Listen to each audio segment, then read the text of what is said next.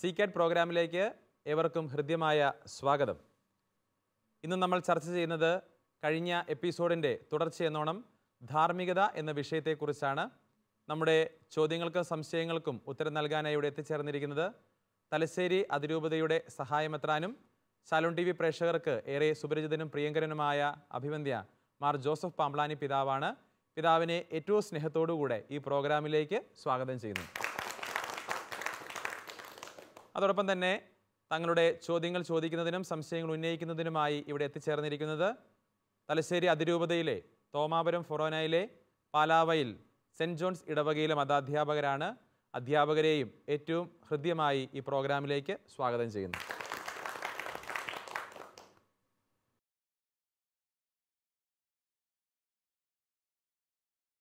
അടുത്ത ചോദ്യം ആരാണ് ചോദിക്കുന്നത്? ഓക്കെ, സാറിൻ്റെ പേരെന്താണ്? ജോഷി. ജോഷി സാറിൻ്റെ ചോദ്യം എന്താണ്? പ്രകൃതിയ നന്മയായിരിക്കുന്ന ഒരു പ്രവൃത്തി, ഉദാഹരണത്തിന് ദാനധർമ്മം, കൂട്ടിച്ചേർക്കപ്പെട്ട ഒരു ദുരുദ്ദേശം എന്ന് വെച്ചാൽ വിളിച്ചു പറയുക, നമ്മൾ ചെയ്ത പ്രവൃത്തി മറ്റുള്ളവരെ അറിയിക്കുക, അങ്ങനെ വന്നു കഴിഞ്ഞാൽ അത് തിന്മ പ്രവൃത്തിയാകുന്നു എന്നാണ് മതബോധന ഗ്രന്ഥം പഠിപ്പിക്കുന്നത്. അങ്ങനെയാണെങ്കിൽ നമ്മൾ ചെയ്ത ഈ സൽപ്രവൃത്തിയുടെ ഫലം ഇല്ലാതാകുമോ? യെസ്, ഒരു നന്മ പ്രവൃത്തി ചെയ്തു, അതിനകത്ത് ഒരു തിന്മയുടെ ലക്ഷ്യം കൂട്ടിച്ചേർത്തു, അങ്ങനെ വന്നാൽ ഈ നന്മ പ്രവൃത്തിയുടെ ഫലം ഇല്ലാതാകുമോ? ഇതാണ് ചോദ്യം, അല്ലേ? സാറ് പറഞ്ഞ ഉദാഹരണം തന്നെ എടുക്കാം. നമ്മൾ ഒരു ദാനധർമ്മം ചെയ്തു, അത് നാട്ടുകാരെ മുഴുവൻ അറിയിച്ചു. ഒരു വിധവയ്ക്ക് ഒരാട്ടുംകുഞ്ഞിനെ കൊടുത്തു.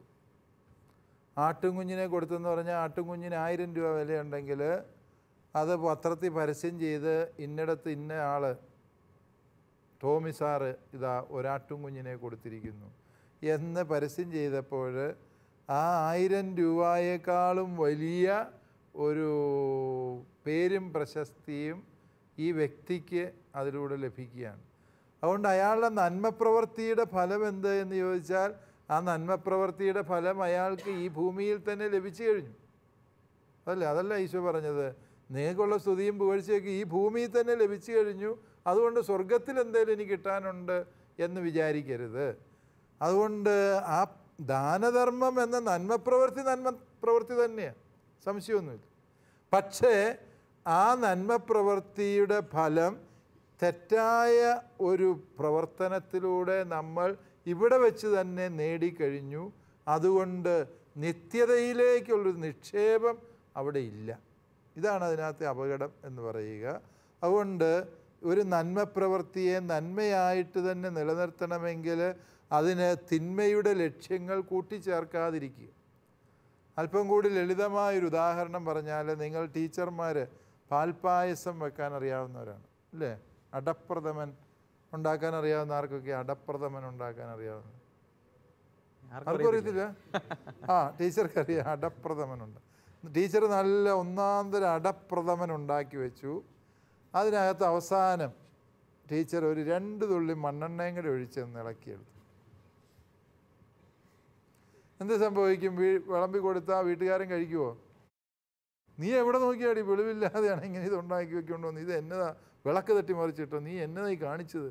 പിള്ളേരടക്കം സർവരും മമ്മിയോട് വഴക്കിന് വരും, അല്ലേ? കാരണം എന്താണ്? വളരെ ത്യാഗപൂർവ്വം അടപ്രഥമൻ ഉണ്ടാക്കി, പക്ഷെ അതിനകത്ത് 2 തുള്ളി മണ്ണെണ്ണ ഒഴിച്ചെന്ന് പറഞ്ഞതുപോലെ. അതാണ് ഒരു നന്മയ്ക്കകത്ത് നമ്മൾ തിന്മയുടേതായ ഒരു ലക്ഷ്യം കൂട്ടിച്ചേർത്ത് കഴിയുമ്പോൾ ആ നന്മയുടെ ഫലം പുറപ്പെടുവിക്കാത്ത അവസ്ഥയുണ്ടാകും. ഇത്ര വ്യക്തമായി അല്ലേ? ഓക്കെ, ഇനി അടുത്ത ചോദ്യം ആരാണ് ചോദിക്കുന്നത്? മാണിസാറാണ്. ഓക്കെ, മാണിസാറിൻ്റെ ചോദ്യം എന്താണ്? പിതാവേ, എൻ്റെ ചോദ്യം ദാനധർമ്മത്തെക്കുറിച്ചാണ്. മത്തായിയുടെ സുവിശേഷം 6-ാം അധ്യായത്തിൽ 1 മുതൽ 4 വരെയുള്ള വാക്യങ്ങൾ ദാനധർമ്മത്തിൻ്റെ പ്രാധാന്യത്തെക്കുറിച്ചുള്ള വാക്യങ്ങളാണ്. വലത് കൈ ചെയ്യുന്ന ഇടത് കൈ അറിയാൻ പാടില്ല, എന്തെങ്കിലും പ്രവൃത്തി ചെയ്തിട്ടുണ്ടെങ്കിൽ അത് കാഹളമോതി മറ്റുള്ളവരെ അറിയിക്കരുത് എന്നെല്ലാം കർത്താവ് അതിൽ വ്യക്തമായിട്ട് പറയുന്നുണ്ട്. ഇന്നത്തെ നമ്മുടെ സാമൂഹ്യ പശ്ചാത്തലത്തിൽ വളരെയേറെ ദാനധർമ്മം ചെയ്യേണ്ടതായ മേഖലകളുണ്ട്. ഒരു പാവപ്പെട്ടവന് വീട് വെച്ച് കൊടുക്കുക, പള്ളിയിൽ അനൗൺസ് ചെയ്യുന്നു ഇന്ന ആൾക്ക് വീട് വെച്ച് കൊടുക്കാൻ പോകുന്നു. അതുപോലെ വൃദ്ധമന്ദിരങ്ങൾ, അനാഥ മന്ദിരങ്ങൾ, രോഗികളെ സഹായിക്കുവാനുള്ള വേദികൾ എല്ലാം ഉണ്ട്. ഇവിടെയൊക്കെ നമ്മൾ പലപ്പോഴും പത്രങ്ങളിലും മീഡിയയും ഒക്കെ മുമ്പേ പറഞ്ഞതുപോലെ പരസ്യം കിട്ടത്തക്ക രീതിയിൽ അല്ലെങ്കിൽ അതിൻ്റെ പ്രശസ്തി കിട്ടാവുന്ന രീതിയിലുള്ള പല കാര്യങ്ങൾ ചെയ്യുന്നുണ്ട്. അത് ദൈവത്തിൻ്റെ മുമ്പിൽ എന്തുമാത്രം സ്വീകാര്യമായിരിക്കും എന്നുള്ളതാണ്.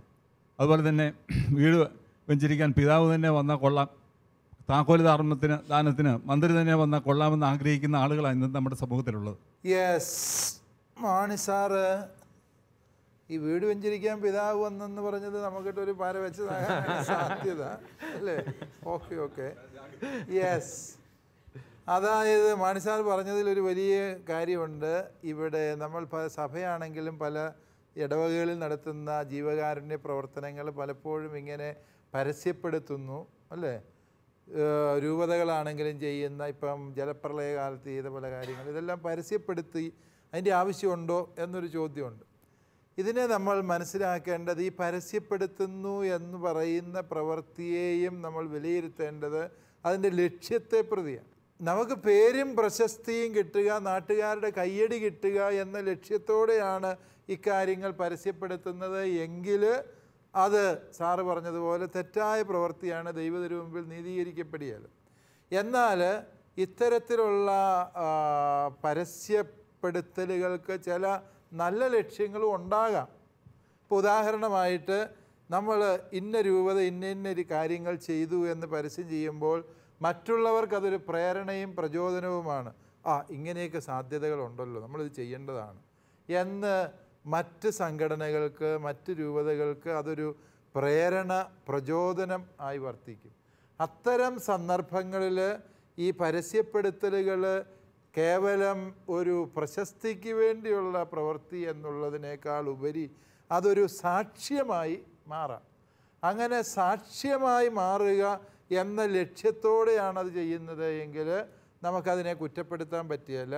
അതേസമയം ഇപ്രകാരം ഏതെങ്കിലും വ്യക്തി കേവലമായ പ്രശസ്തിക്ക് വേണ്ടിയും അംഗീകാരത്തിന് വേണ്ടിയും മാത്രമാണ് അത് പ്രചരിപ്പിക്കുന്നത് എങ്കിൽ അത് തെറ്റായ പ്രവൃത്തിയാണ്, ദൈവത്തിനു മുമ്പിൽ നീതീകരിക്കപ്പെടാത്ത കാര്യം തന്നെയാണ്. അതുകൊണ്ട് ഈ ഒരു സാക്ഷ്യത്തിൻ്റെ വശം, പിന്നെ പള്ളികളിൽ ഇത് വിളിച്ചു പറയുന്നു എന്നൊക്കെ പറയുന്നു, ഇന്നൊക്കെ വീട് വെച്ച് കൊടുക്കാം എന്നൊക്കെ വിളിച്ചു പറയുന്നതിനെ നമ്മൾ മറ്റൊരർത്ഥത്തിലും അതിനെ മനസ്സിലാക്കാം.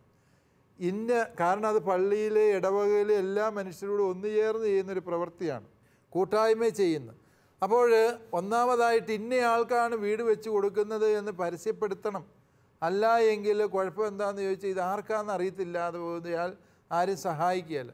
ഇയാൾക്ക് വീട് ലഭിക്കാനുള്ള അർഹത, അവകാശമുള്ള ആളാണോ എന്ന് സമൂഹത്തിന് വിലയിരുത്താനൊരു അവസരം കിട്ടും.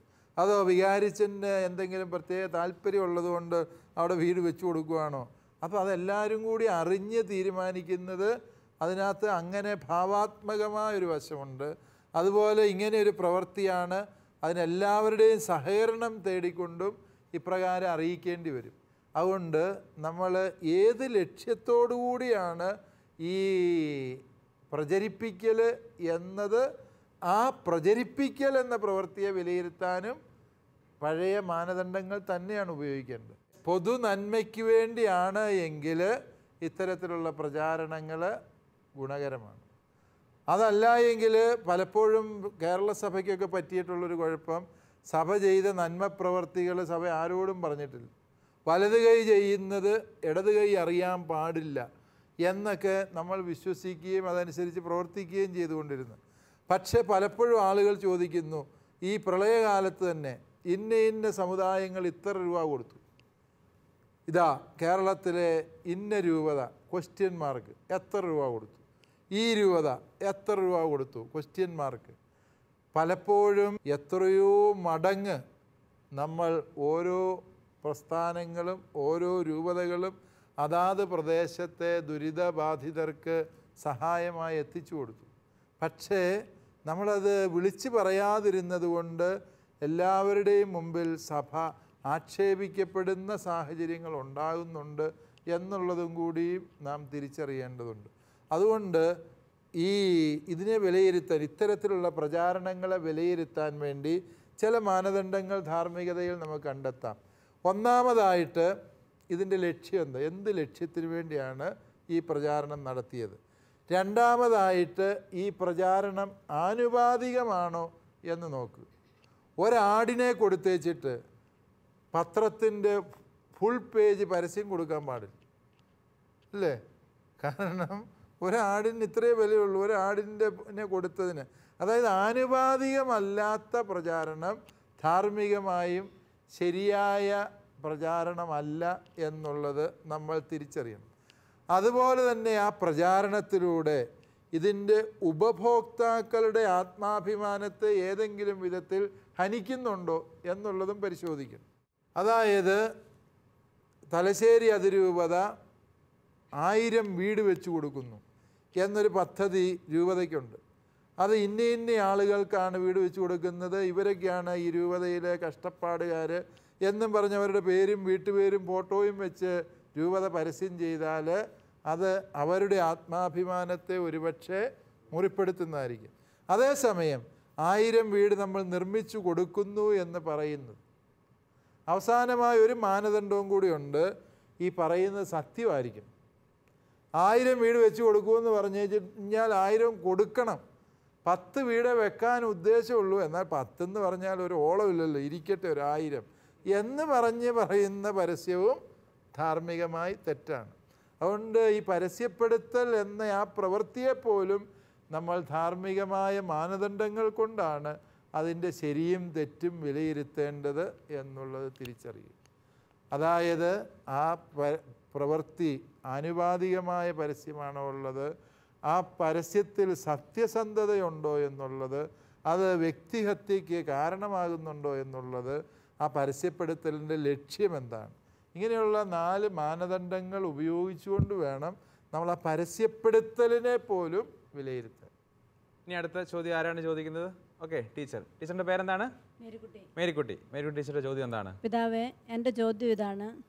മിച്ചം വരുന്നവ നന്മയ്ക്കായി ഉപയോഗിക്കുന്നതിനെ പറ്റിയാണ്. നമ്മൾ വിവാഹ അവസരങ്ങളിലൊക്കെ സദ്യയൊക്കെ വെച്ച് കഴിയുമ്പം ഭക്ഷണ സാധനങ്ങൾ ഒത്തിരി ബാക്കി വന്നിരിക്കാം ചിലപ്പോൾ. അത് അടുത്തുള്ളൊരു അനാഥാലയത്തിൽ കൊണ്ടുപോയി കൊടുക്കുന്നു. അതുപോലെ പ്രളയക്കെടുതി വന്നപ്പോൾ ഉപയോഗിച്ച വസ്ത്രങ്ങൾ കൊടുത്തതായിട്ടും അറിയാൻ കഴിഞ്ഞു. ഇതിൻ്റെ ധാർമ്മിക വശത്തെപ്പറ്റി ഒന്ന് പറഞ്ഞു തരാമോ?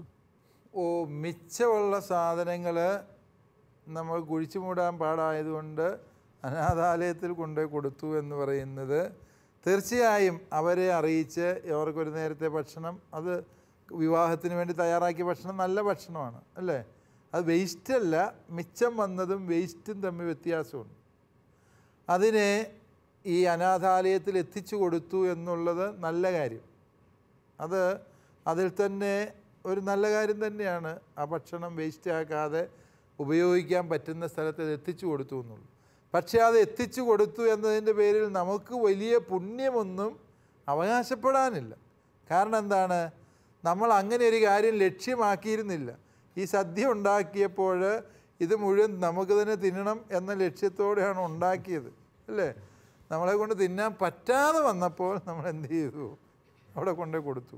അപ്പോൾ ഈ മിച്ചം വന്ന വസ്തു ഉപയോഗിക്കുക എന്നുള്ള ഈ ഒരു ലക്ഷ്യം നമുക്ക് ആരംഭത്തിലേ ഇല്ലായിരുന്നു.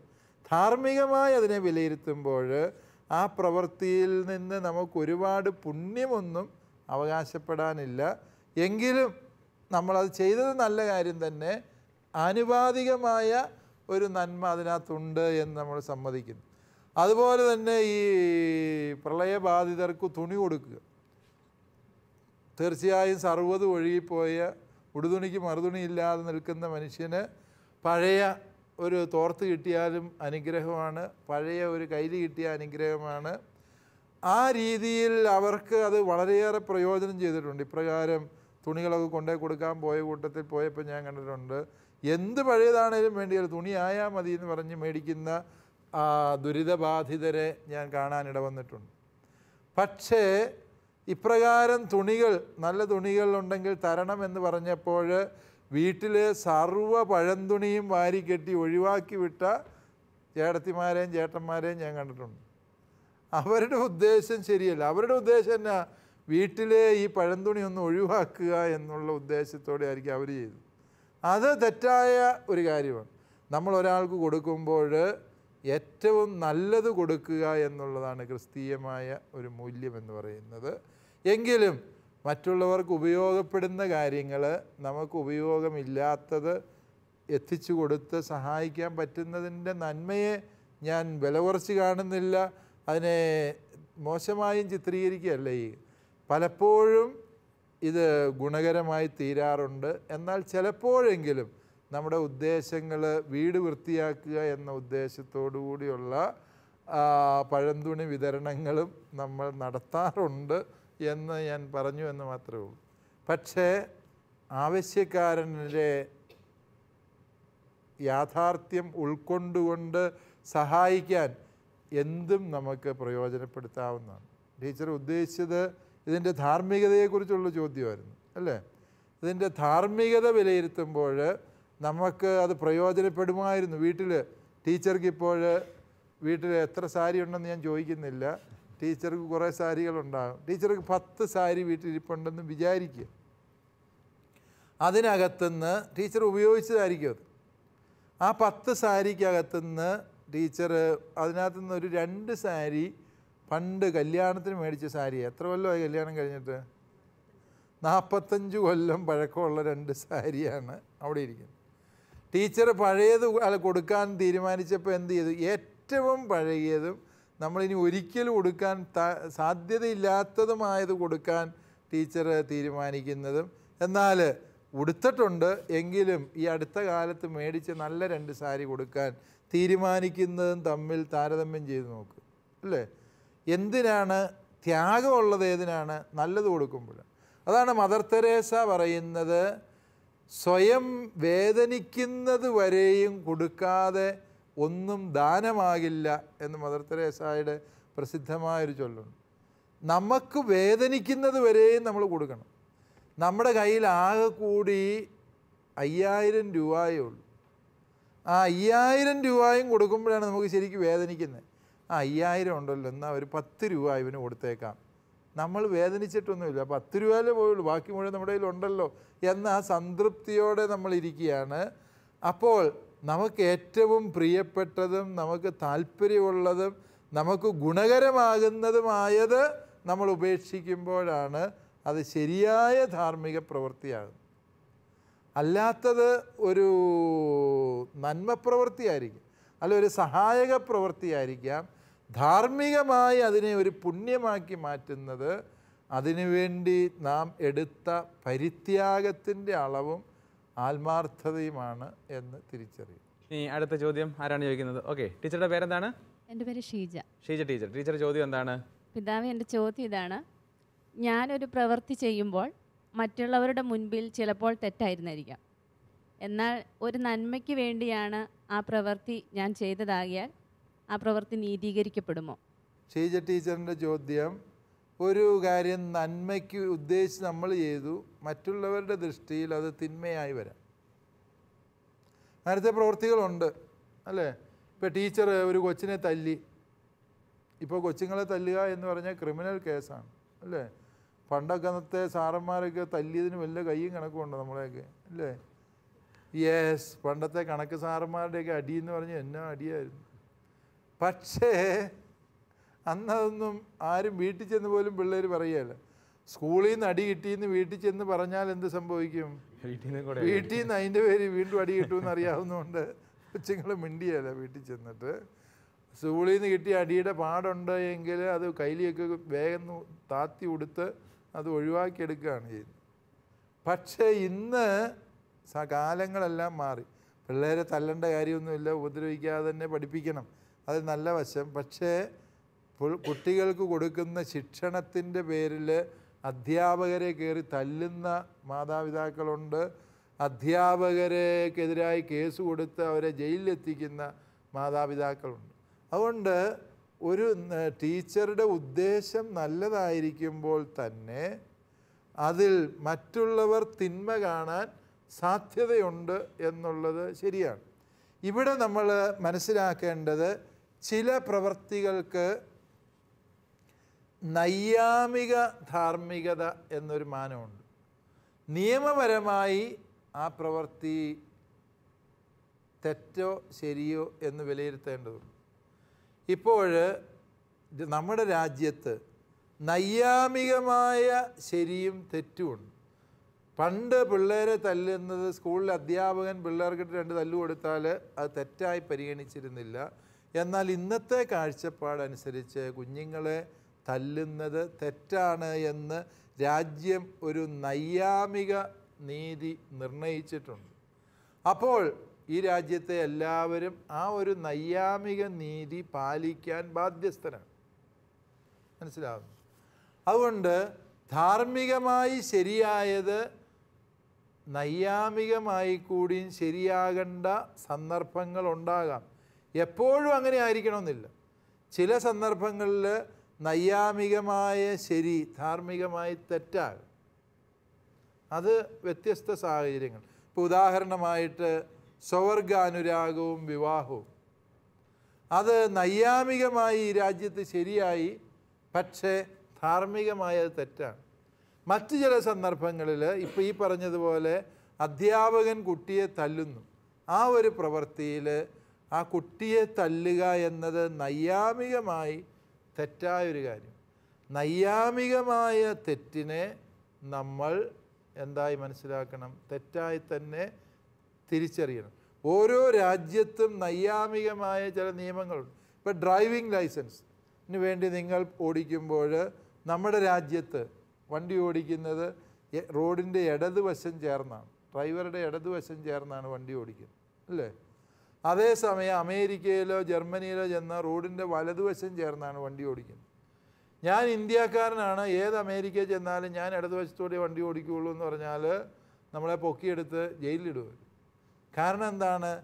ഓരോ പ്രദേശത്തിൻ്റെയും സംസ്കാരവും അതിൻ്റെ നിയമങ്ങളും അനുസരിച്ചുള്ള നൈയാമിക നീതി അവിടെ പാലിക്കപ്പെടേണ്ടതുണ്ട്.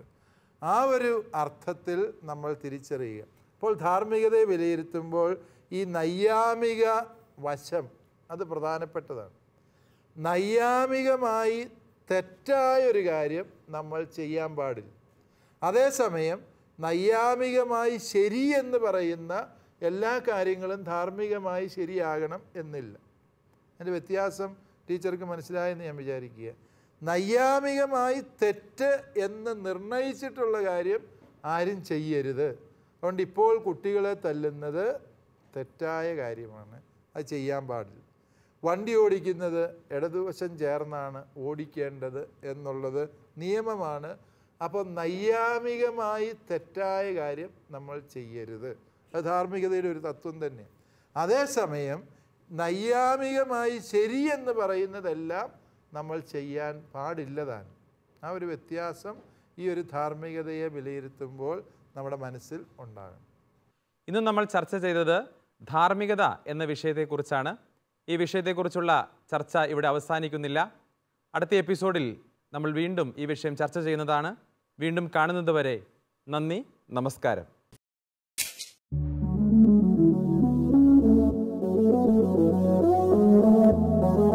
CCAT പ്രോഗ്രാമിന്റെ മുൻ എപ്പിസോഡുകൾ കാണുവാൻ ലോഗോൺ ചെയ്യൂ www.shalomtv.tv/ccat.